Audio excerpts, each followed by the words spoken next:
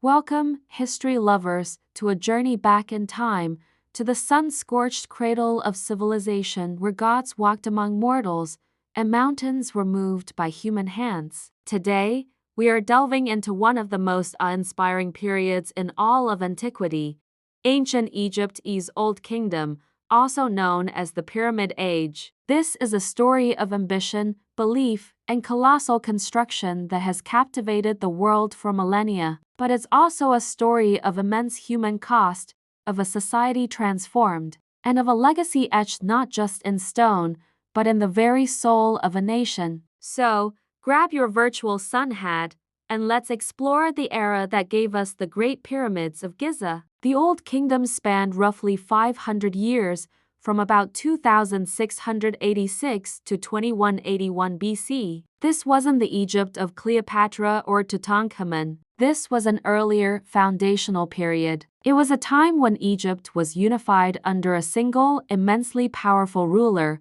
the pharaoh. But the pharaoh wasn't just a king. He was considered a living god, the earthly incarnation of Horus, and the indispensable link between the human world and the divine. This concept, a theocracy where state and religion were inseparable, was the engine that powered the entire civilization. The pharaoh's authority was absolute, his word was law, and his destiny after death was the paramount concern of the entire state. This belief in the pharaoh's divinity is the key to understanding why an entire society would dedicate its resources, its labor, and its life to building monuments on such a staggering scale. Before the iconic smooth-sided pyramids we see at Giza, there was a revolutionary prototype. We have to go back to the Third Dynasty, around 2650 BC, to the reign of King Djoser. His brilliant vizier and chief architect, a man named Imhotep,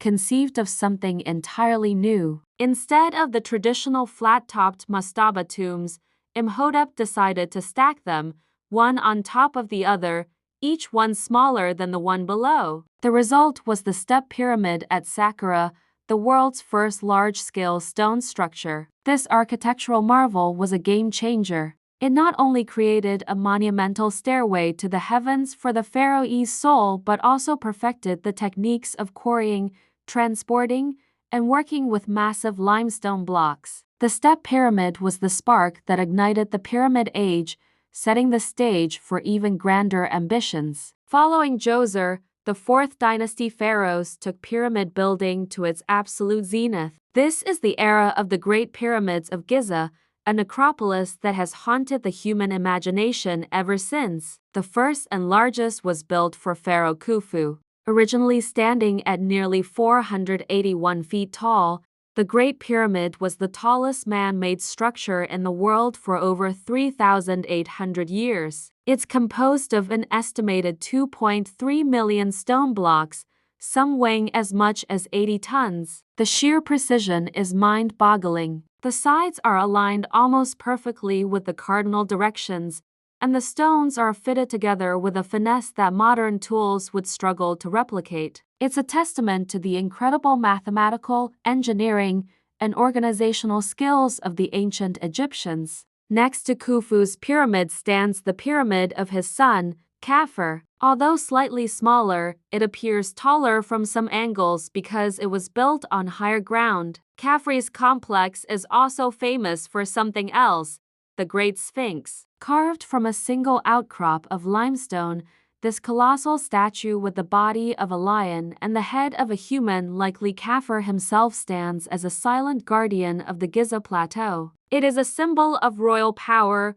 wisdom, and divine protection, watching over the sacred cemetery. The third and smallest of the Giza pyramids was built for Menkaure, Khafre's successor. Though less imposing than its neighbors, it was distinguished by its use of expensive red granite in its lower courses, showcasing continued wealth and power, even on a slightly reduced scale. These three pyramids, together with their temples, causeways, and smaller Queen's pyramids, form a breathtaking architectural complex dedicated to securing the pharaoh's eternal life. Now, the question that echoes through the ages is, how did they do it? The pyramids were not built by slaves, as Hollywood films often suggest. They were built by a dedicated workforce of skilled laborers and seasonal agricultural workers. During the annual flooding of the Nile, when farming was impossible, thousands of Egyptians would be conscripted for royal construction projects. They were housed in organized villages, fed,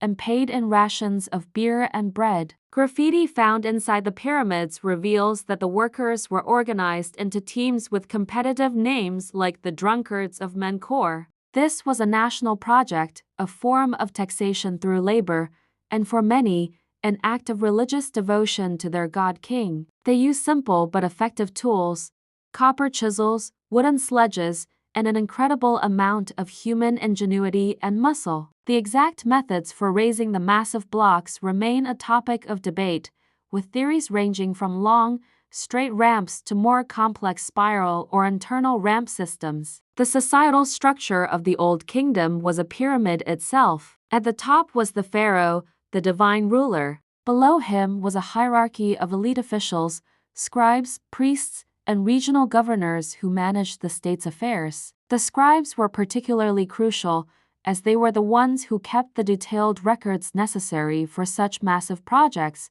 tracking supplies, and organizing labor. Below this educated elite were the artisans, craftsmen, and soldiers. And at the base of the pyramid was the vast majority of the population, the farmers. Their agricultural surplus was the economic foundation of the entire state, feeding the nation and funding the pharaoh's monumental ambitions. This highly centralized and efficient bureaucracy was essential for mobilizing the resources required for pyramid building. The state was a well-oiled machine, all directed towards the singular goal of ensuring the pharaoh's successful journey into the afterlife. However, this golden age of pyramid building couldn't last forever. By the end of the 4th dynasty, the immense cost of these projects began to strain the Egyptian economy. The 5th and 6th dynasties saw a shift. While pharaohs continued to build pyramids, they were smaller and constructed with less durable materials, often using a core of rubble with a fine limestone casing. At the same time, the power of the central government began to wane. Provincial governors, or nomarchs, started to gain more influence and wealth, treating their positions as hereditary and establishing local power bases. This decentralization was further exacerbated by a period of low Nile floods, leading to famine and social unrest. The divine authority of the pharaoh, which seemed so absolute, began to crumble. Around 2181 BC, the Old Kingdom collapsed, ushering in a period of chaos and division known as the First Intermediate Period. The age of the Great Pyramids was over. The legacy of the Old Kingdom is as monumental as its pyramids. It was an era that defined Egyptian art, religion, and political ideology for the next 2,000 years. The pyramids themselves are not just tombs, they are symbols of human potential,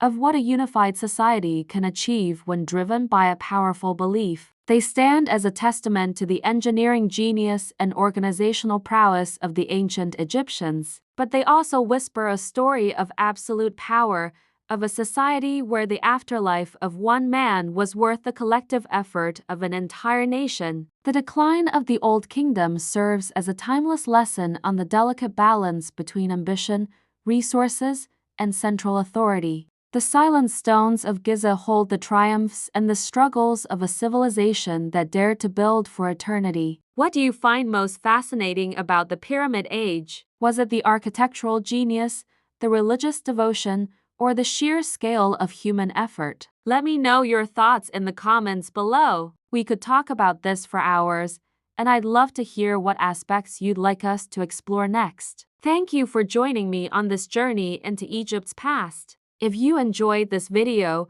please give it a thumbs up and subscribe for more adventures into history. Until next time, stay curious.